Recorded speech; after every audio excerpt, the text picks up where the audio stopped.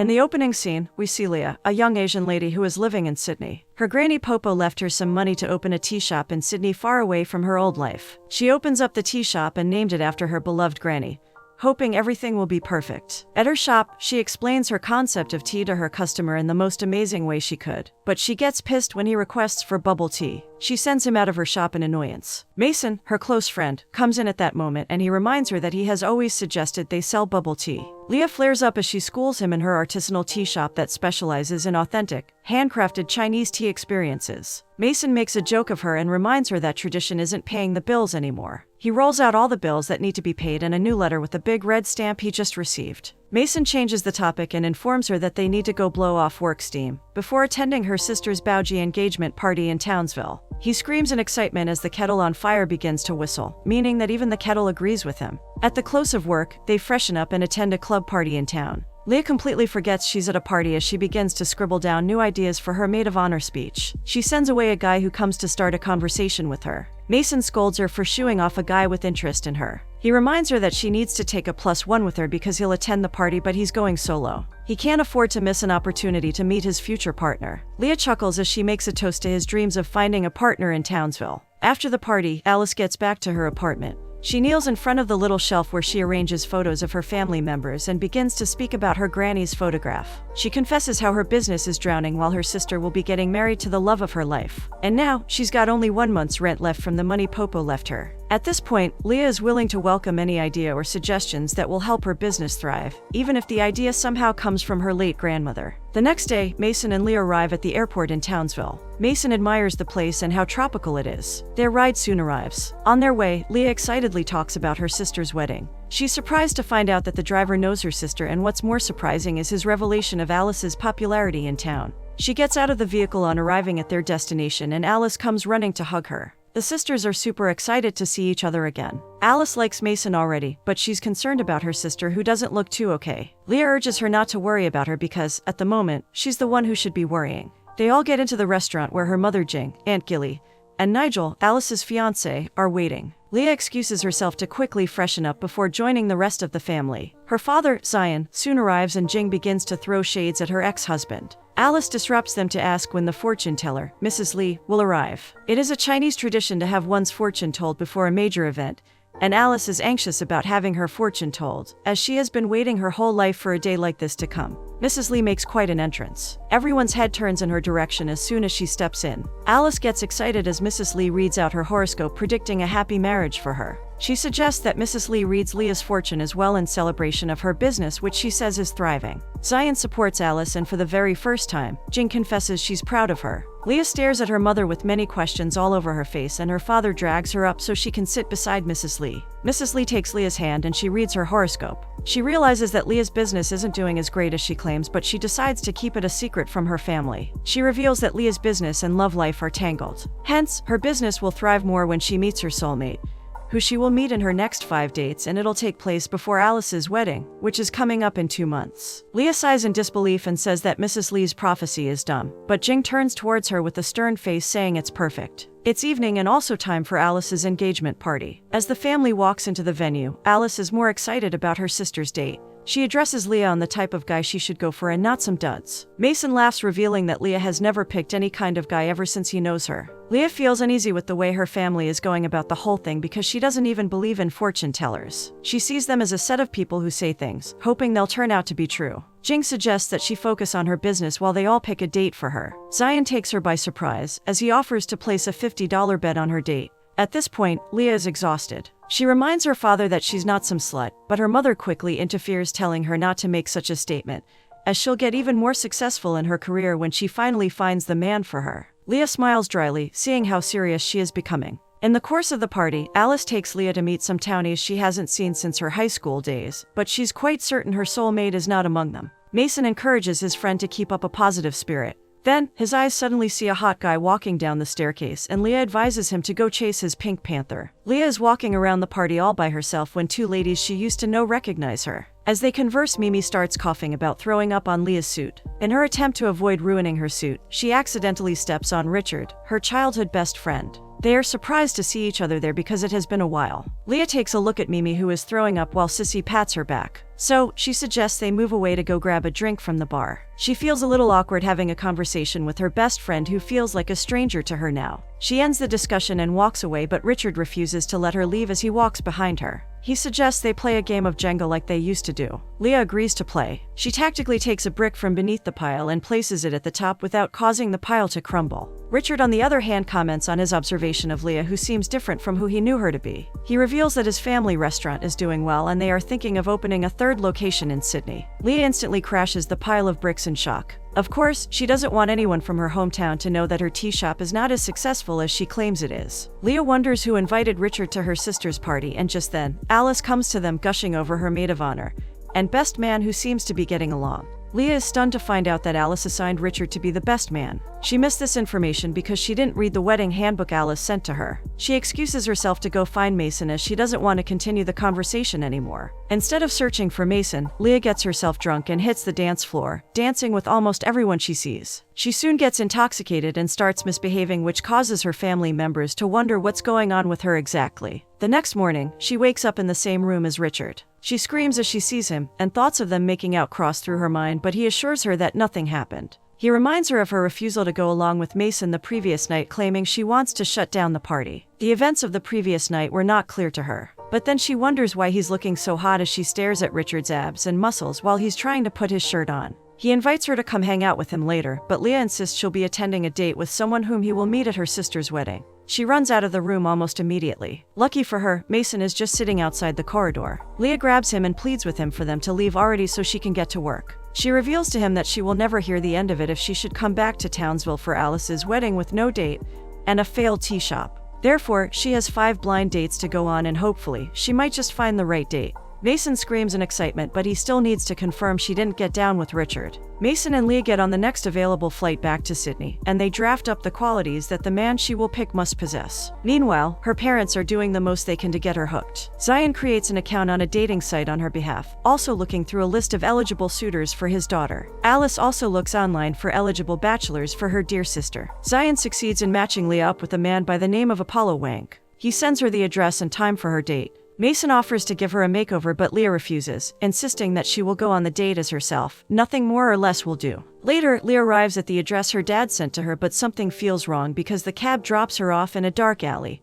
and zooms off. She puts a call through to Mason to come get her, because the only thing on her mind at the moment is that her dad might have set her up to have her organs harvested. She ends the call, realizing she is talking to Mason's voicemail. Leah takes a few steps forward to where she sees some movement. She enters the building and redials Mason's number, but it still connects to his voicemail again. She cautiously walks into a room with dim lights, and on getting to the entrance, she gets denied passage because she's not following their dress code. Leah casually requests for the lady to help her tell Apollo Wang that she couldn't make it to their date. Seeing the way Leah is dressed, the lady wonders why Apollo will be having a date with the preschool teacher. However, she makes a call and then ushers Leah to change her dress at the wardrobe section. Leah walks on eggshells as she follows behind the lady to where Apollo is located. He welcomes her like a gentleman and offers her a special cocktail infused with original Chinese tea. Leah, who is a lover of tea, takes a sip. She compliments the amazing taste of the tea, which helps soothe her raging nerves. The duo soon starts chatting, and both of them reveal their intentions as to why they need a partner. Leah is taken aback by hearing Apollo talk of her being his Australian wife. She asks further questions, and she's even more stunned to find out that he might have several life partners inclusive of both genders, because he believes in the Chinese tradition for a businessman to have several mistresses inclusive of misters. As for her, she will be his front-facing wife, accompanying him to business meetings and quarterly visits to see his parents in China. Apollo leads the way for her to check out their future residence if she agrees to marry him, and promises her that in return, he will give her an allowance and the freedom to do what she likes with it. Meanwhile, Leah just wants a stranger she can take as her date to Alice's wedding. Out of curiosity, she requests to know the amount of the allowance he intends to give her. They walk over to the dinner table to have a meal, and he keeps on talking. She chokes listening to Apollo's opinions of marriage, multiple partners, and baby making. She politely informs him that they are not on the same page on the subject matter. Apollo is cool with it. They understand their individual wants, but he still offers to be present if she wants a date for her sister's wedding. He urges her to get comfortable while he goes to prepare for the next candidate coming in half an hour. The next day, Leah takes samples of her tea into the streets, hoping she will make new customers after they taste it. She calls her dad, who takes pride in his ability to lock down the only heir to a multi-billion-dollar tech company, for her first date. Leah tries to tell her dad that Apollo is just not her type, but she promises to call him later so she can pick up Alice's call. After the call with Alice ends, a text from her mom comes in. She lets out a sigh as her whole family seems to be working really hard for their first daughter to meet a man. Leah continues taking her samples to passersby, hoping they will try her tea samples, but no one is willing. She eventually meets up with Mason, who joins her in her fruitless search for customers. She admits that he's right about the makeover thing since her love life is connected to her success. Mason leaps in excitement as she consents for him to fix her up. He gets to work immediately and hires a stylist to turn over Leah's style in preparation for her next date. Leah arrives at the venue of her next date, which her mother fixed. Mason's touch improves her appearance a great deal as she appears in a beautiful red gown, and her makeup and hair are to die for. It turns out her mother matched her with Ezra, her ex-student who is now a teacher at Jing's Chinese school. The duo walks into the garden of wild plants and fruits. Leah takes the lead, as foraging is something she naturally loves doing. She shows him some exotic plants and explains about their origins and usage in different cultures. She sees one of her favorites and chops a little for Ezra to taste. Unbeknownst to her, he's allergic to some component in the ashwagandha. Ezra slumps after a few minutes, causing Leah to panic. He stutters as he directs her to get his med from his jacket. After the incident, the duo walks down to watch the water and they soon start discussing their personal lives. Ezra reveals that her mother actually wants her to come back home to help her run the school in China. Leah isn't surprised. She remembers her grandma had encouraged her to chase her dreams. This is why after Popo's passing, she took the money her granny left for her to start up her shop in Sydney. And so far, that has been the scariest decision she has made. Ezra encourages her with his story of when his family relocated to Indonesia, leaving him behind. Leah grabs him for a kiss as she can no longer resist the urge not to. He responds, and the session becomes quite intense until he mentions her mother's name. Leah begins to place the pieces and she realizes that Ezra is in love with her 50-year-old mother, because their date is exactly what her mother will like. He tries to cover up his feelings, but the more he tries, he keeps making Leah believe that he's indeed a 50-year-old in a 30-year-old man's body. She can't seem to understand why he likes everything old, including her mother. On getting back to her tea shop, Leah shares with Mason how her date with Ezra turned out. She is finding it so difficult to run a business and find a soulmate at the same time. She wishes the right person would just walk through her shop's door and save her this unnecessary trouble. She and Mason gasps in shock as a Chinese masquerade appears in front of the shop's door, dancing energetically to the sound of the drum playing. They applaud the masquerade and thank the person wearing the costume for stopping by. As soon as it leaves, Leah is surprised to find Richard standing there. He walks into the shop and, judging by the look on her face, he guesses that she didn't read page 12 of her sister's wedding manual, which states that the best man and maid of honor are to provide bonbonnières together. Richard further walks into the shop and is surprised to find out that her shop isn't thriving as she claims. She tries to cover up, but Mason helps her spill the truth sarcastically. She serves him tea, which Richard recognizes as her grandma's, because he can't forget how Popo's tea tastes. Mason makes an excuse to go outside while they work on the bonbonnières and discuss the wedding. But he didn't really leave. He pretends to head out, but he hides behind a wall to listen to their conversation. Richard harmlessly brings up the state of sales in the tea shop, but Leah finds the topic too uncomfortable to discuss. She dismisses him, insisting that she will finish up the bonbonnières herself. He reminds her that they are meant to fix it together, but she refuses, so he decides to just walk away, seeing that she's in a bad mood. The next day is Nigel and Alice's spa splash day. They invite other members of the family and some friends. Leah sees Richard coming. She turns towards him, and before she can speak, he introduces Rosie, his date, who is also Nigel's cousin. Leah smiles dryly and excuses herself to go meet Alice, who is calling her. Alice drags her sister to where Curtis is meditating by the beachside, and she hopes something works out between them. Alice introduces Curtis to everyone. Meanwhile, Leah's hands are locked in with Curtis's as he stares intently at her face. Leah sees Rosie asking Richard to rub a lotion on her back, and in a bid not to feel jealous, she brings out a lotion for Curtis to rub on her back as well. Unfortunately, she splashes the lotion on Curtis's chest. He takes her hands and rubs it all over the lotion on his skin, urging her not to bother apologizing for it. Moments later, everyone is sitting facing the ocean with their eyes closed while Curtis guides them through the process of meditation. Richard opens his eyes and sees Curtis focusing on Leah. He raises his brows questioningly because Curtis seems to be getting too close to her face. He guides Leah into the water while everyone watches as he assists her in overcoming her fear of water. In a few minutes, Leah gets comfortable in the water as she begins to float without assistance. On realizing that she's doing it on her own, she excitedly kisses Curtis in appreciation while Richard watches with a frown on his face. In the evening, Richard drives Rosie and Leah back to their abode. He starts up a conversation about the event earlier, which makes Leah angry, and they almost start arguing, until Rosie interrupts them. Leah reveals how they had agreed to move to Sydney to open up a tea shop, and Richard ditched her at the last second. Richard gets pissed at Leah for bringing back a promise they made to each other when they were 15 years old. He lashes out back at her for not understanding that he has responsibilities to his family, unlike her who abandoned her family. Leah feels hurt and demands he stop instantly. She ignores his call and walks over to get on the metro. Rosie follows suit, leaving Richard to feel bad about himself. The following day, Alice and her entire family visit the bridal shop so she can try out some wedding dresses. Jing suggests that Leah try out the other wedding dress so they will see both side by side before making a choice. She disagrees, but when she sees the stern look on her mother's face, she gets up to go put the dress on. Everyone gushes in awe seeing how pretty she looks in the dress, and now Alice is finding it difficult to choose between the one she's wearing and Leah's. Jing is simply excited that both her daughters will be getting married in the same year. Alice requests to know Leah's opinion about Curtis, and as soon as their parents chip into the conversation, it becomes a debate. Leah hushes them all up and she reveals the truth about Ezra, her coffee shop, and every other thing her mom has tried to control. Alice mocks her for wasting Popo's money, which leads the sisters into attacking each other verbally and physically. Jing comes in to separate her daughters and prevent them from hurting each other further, but Leah lashes at her too in a way that she shouldn't have. She blames her mother for her failed marriage and the reason why she can't date like normal people.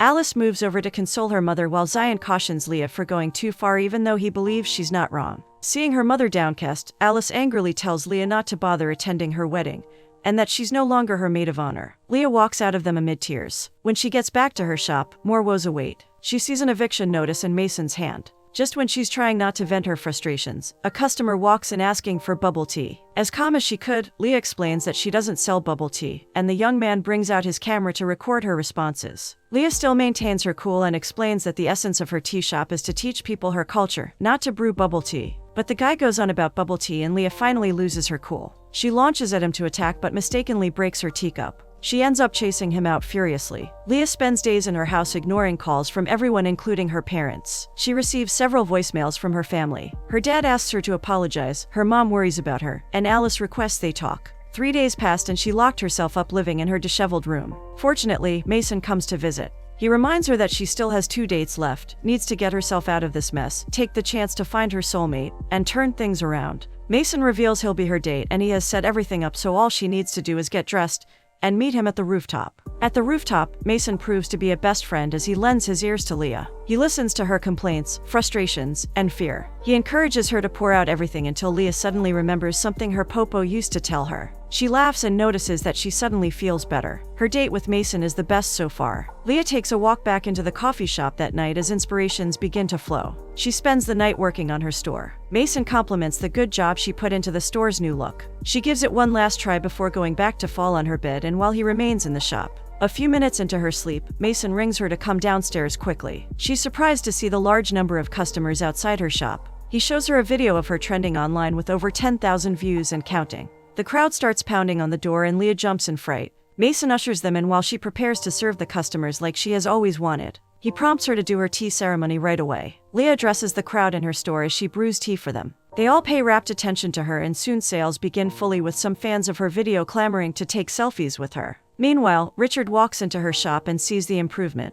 He smiles and walks back out. Leah leaves the store in Mason's care as she needs to attend her sister's wedding as she packs her stuff and heads straight for Townsville. On arriving at Townsville Airport, she drives to the wedding venue and enters the dressing room to make up with her sister. Afterward, Leah goes in search of her mother. She hears some noise from a room so she decides to check. To her astonishment, she finds Ezra and her mother engaged in romance. The two quickly separate themselves and confusion strikes as Ezra loses his composure. Jing helps him with his glass and he quickly rushes out of the room. Leah apologizes to her mother for being rude and for lying about the tea shop. The mother and daughter reconcile their differences and Jing starts talking about her love relationship with Ezra. But Leah tries to stop her from talking as the topic isn't one she wants to discuss. The wedding ceremony soon starts and Zion walks his daughter down the aisle to marry the love of her life. Mason arrives at the wedding reception and he reveals that they got sold out in an hour. So, he took the last flight down to Townsville. She is surprised and also super excited to have him around. She thanks him for doing the bonbonnières which she abandoned after Richard left, but she realizes he's unaware of what she's talking about.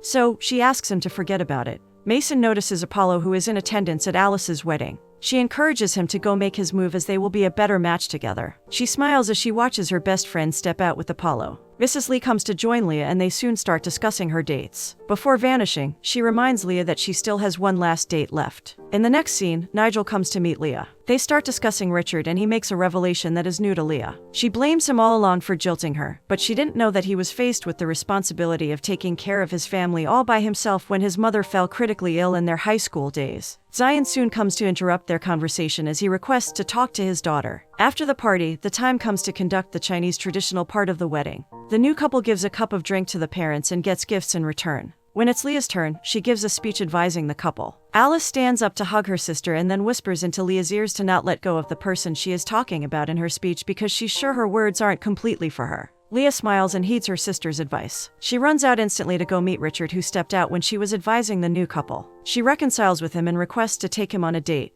The childhood lovebirds move their bodies close for a kiss.